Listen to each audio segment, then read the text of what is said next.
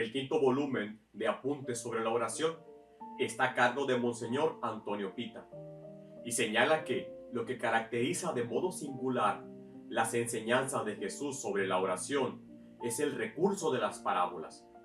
Ni Juan el Bautista ni los fariseos utilizaron para enseñar esta técnica para orar. Jesús eligió la vida cotidiana de su pueblo para enseñar a orar.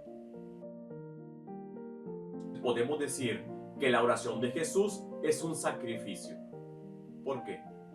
La palabra sacrificio se deriva del latín sacrum facere, que significa hacer algo sagrado.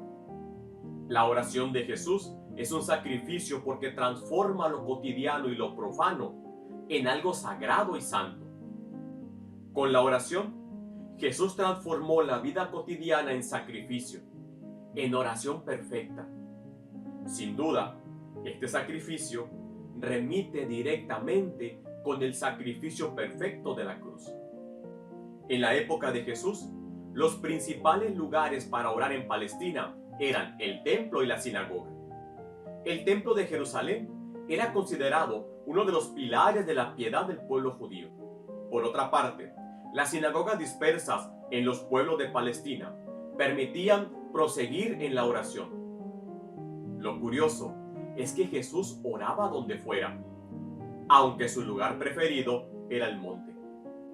Esta extensión de los lugares para hacer oración no es arbitrario, sino que con ese gesto Jesús atestiguaba la santidad de la creación, sin desacreditar el templo ni la sinagoga. Para él, cualquier lugar se volvía ocasión para encontrarse con su Padre. Pero ¿qué tipo de oración hacía Jesús?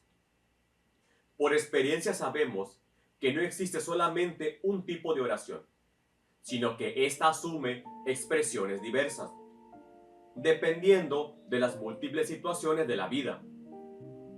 Jesús sabía perfectamente todo esto y transmitió diversas formas de oración a sus discípulos: la acción de gracias, la bendición, la alabanza, la petición, la súplica.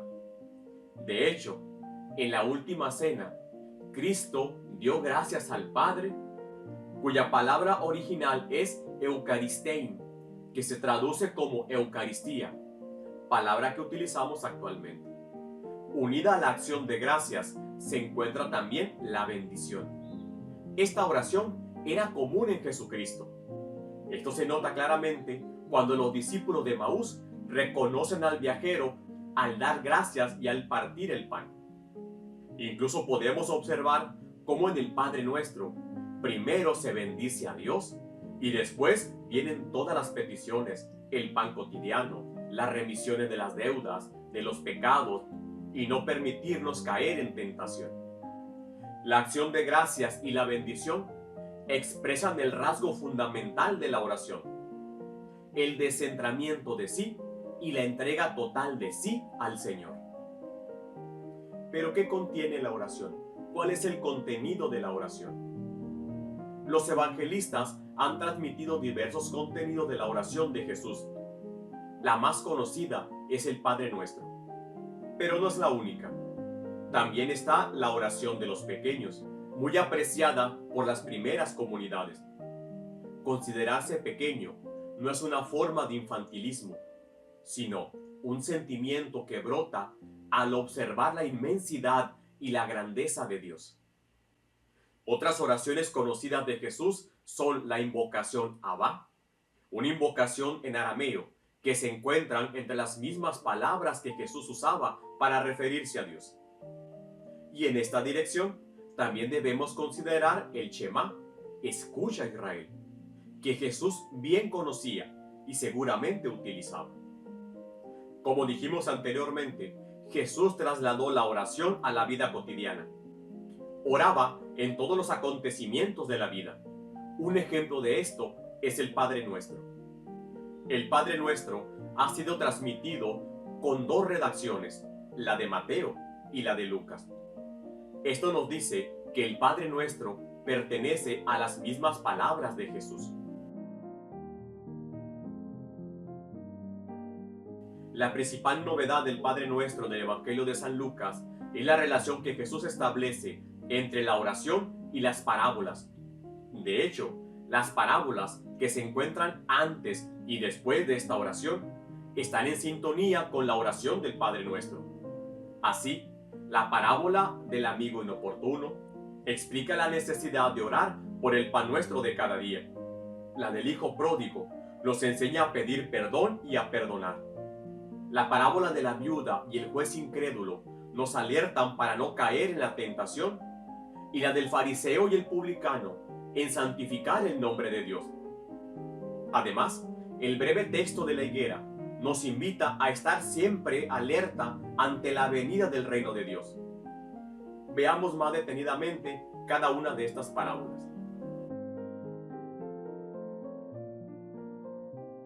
En la parábola del amigo inoportuno y el pan cotidiano, esta parábola se concentra en dos momentos decisivos del Padre Nuestro: la invocación de Padre y el pan cotidiano. Observemos que esta parábola usa la palabra padre, de familia, que se levanta a dar lo que le están pidiendo. La intención de este texto es dejar claro que la oración no es una piadosa ilusión de quien se imagina hablando con Dios, sino que está hablando con alguien concreto, con una persona concreta. La insistencia de los 3 panes refleja la primera petición del Padre Nuestro: danos hoy el pan nuestro de cada día.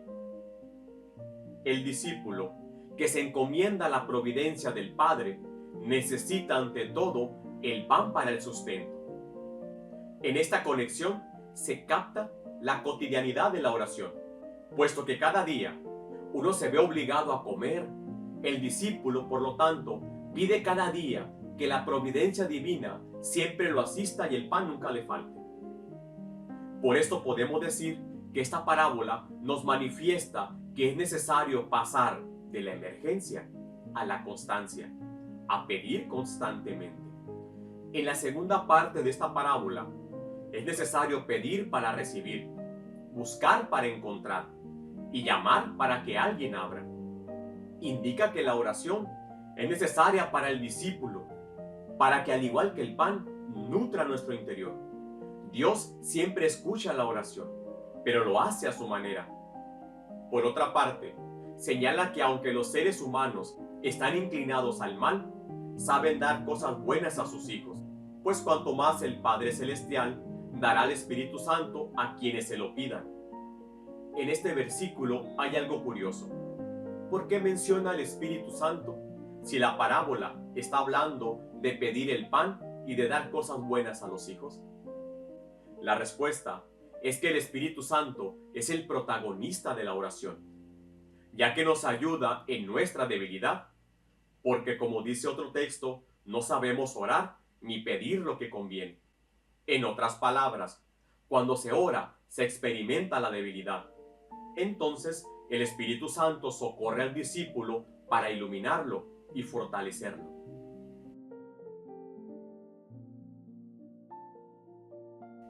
En la parábola del Padre Misericordioso, también llamada la del Hijo Pródigo, es una de las parábolas más bellas y bien logradas. Los caracteres inconcebibles con que Jesús describe al Padre Misericordioso remiten la relación entre Dios y los hombres. ¿Qué enseña esta parábola sobre la oración? Y en especial, ¿qué conexión tiene con la oración del Padre Nuestro? La respuesta es la petición, donde se pide que Dios perdone los pecados. La oración del Hijo Pródigo es una súplica dictada por la urgencia. Decide volver, no porque esté arrepentido, sino porque está muriendo de hambre. Pero al regresar, el Padre lo recibe nuevamente como un hijo. Este comportamiento revela que Dios es Padre para siempre, y sus hijos nunca pierden su condición.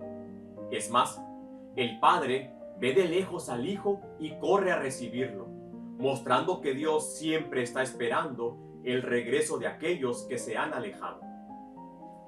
Los gestos que el Padre tiene, poner una túnica, un anillo, sandalias en los pies, significa que ha devuelto al Hijo su dignidad. Esta parte condensa la petición que se encuentra en el Padre Nuestro, donde se dice: santificado sea tu nombre. Esto es, Dios manifiesta su santidad creando una nueva vida para cada uno. El hijo mayor, al enterarse de esto, se enoja y no quiere entrar a la fiesta. Esta actitud recuerda la invitación del Padre Nuestro a perdonar los pecados del prójimo, de la misma manera como el Padre nos ha perdonado a nosotros.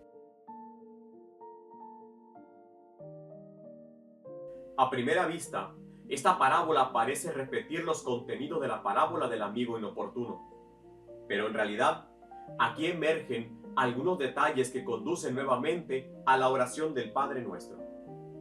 No nos dejes caer en la tentación. En esta parábola se encuentran una viuda y un juez, es decir, la condición más frágil en el ambiente social y la más poderosa. Esta historia pone de manifiesto una de las temáticas más fascinantes de la Sagrada Escritura: la justicia. De hecho, la oración es el lugar donde se ve la justicia de Dios, o aquello que en el Padre Nuestro se refiere a hágase tu voluntad. Apunta nuestro autor que en esta parábola la pregunta final sobre la fe remite a la última petición del Padre Nuestro: y no nos dejes caer en la tentación. La tentación que aquí se alude no es de tipo moral, sino fundamental. Es la tentación de quien ya no confía en Dios y desiste en la oración, ya que el diablo siempre hostiga para desistir en la oración. Así lo podemos observar cuando Jesús se encuentra en el Monte de los Olivos. Pide que sus discípulos oren para que no caigan en la tentación o no sean tentados por el maligno. Por esto, la versión del Padre Nuestro en Mateo finaliza diciendo: líbranos del mal.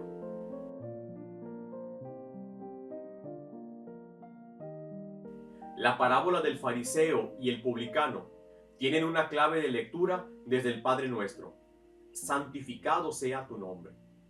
Para comprender mejor en qué consiste esta santificación, hay que remontarnos al profeta Isaías en el capítulo 6, donde en una visión contempla la presencia de Dios, a quien confiesa 3 veces santo, lo santifica, mientras reconoce su impureza, y Dios lo purifica del pecado. Esta es la dinámica que presenta esta parábola. El modo como Jesús caracteriza al fariseo es ejemplar. Retrata a un fariseo erguido que se desborda de autoelogio. La oración del fariseo comienza con un agradecimiento por sus virtudes y finaliza juzgando al publicano que se encontraba ahí. Mientras el fariseo ora erguido, el publicano no tiene el valor para levantar la mirada al cielo. Se golpea el pecho reconociendo su propia culpa. Este hombre podía haber encontrado muchos pretextos para justificar su proceder, pero en cambio se presenta ante Dios tal cual es. Dios no mira las apariencias, reconoce el corazón arrepentido del publicano.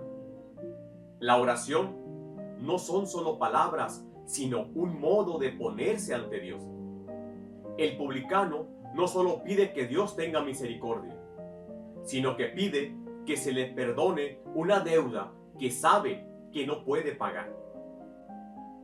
Uno de los rasgos típicos de la oración que Jesús enseñó es la vigilancia.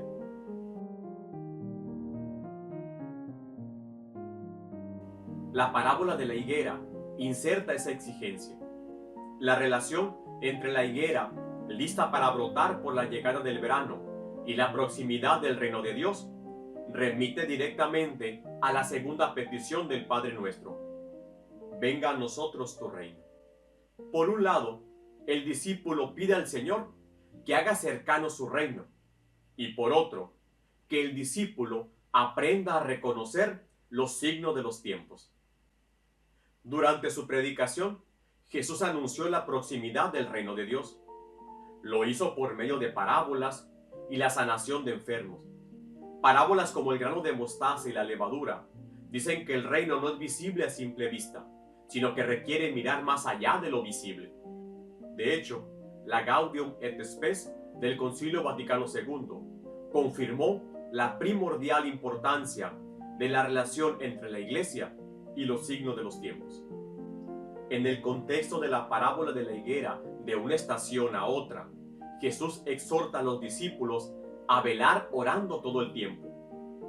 No por casualidad, Jesús oró durante toda la noche antes de elegir a los 12.